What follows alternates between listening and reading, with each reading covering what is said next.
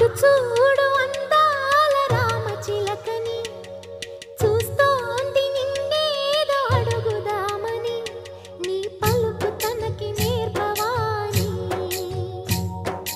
ఇటు చూడు చిన్న